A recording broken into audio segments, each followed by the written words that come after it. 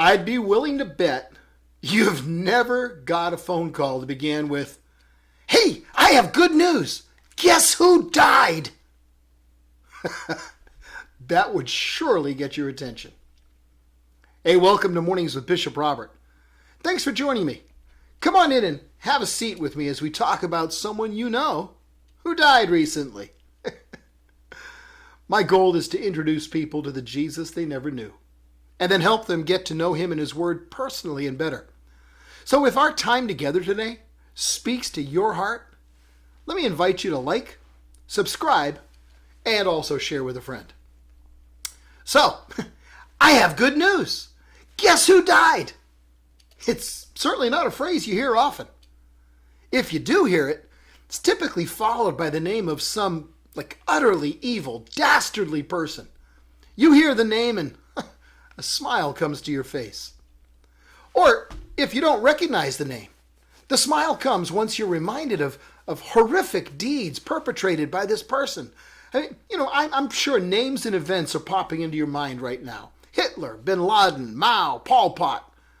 Few people, if any, were bothered when these people took the room temperature challenge and decided to shuffle off this mortal coil.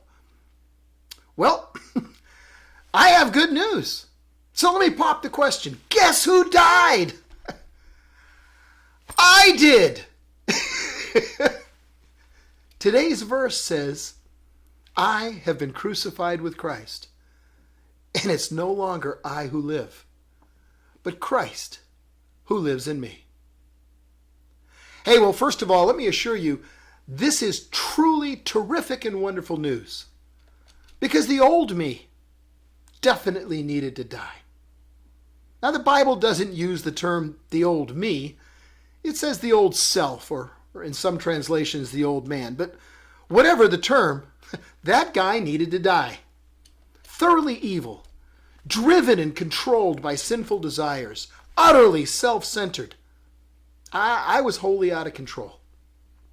In Matthew 23, Jesus is speaking to the Pharisees, and he says to them, "Woe to you, scribes and Pharisees, you're hypocrites. You're like whitewashed tombs. On the outside, you look beautiful. On the inside, you're full of bones and death and uncleanliness." That was me. Looked okay on the outside, dead, filthy on the inside. And then, thankfully, I died. That's another phrase that you seldom hear someone say. I accepted the best offer I'd ever received. I was invited to exchange evil for good, absolute judgment for unending grace, death for everlasting life. Yet Jesus said he'd take my pain and replace it with his joy. He'd remove my sinful, hard heart and replace it with a heart of true love and compassion. His. He offered the ultimate pardon, one better than any president or king could ever give. And when I died, he gave me his life.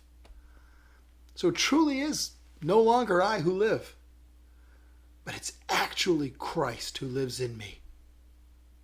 And as incredible as this sounds, the life I now live in the body, I live by faith in the Son of God, who loved me, gave himself up for me. It was only in my death that I found true life. And it has made such a difference in my life. I'm going to speak another phrase you don't often hear.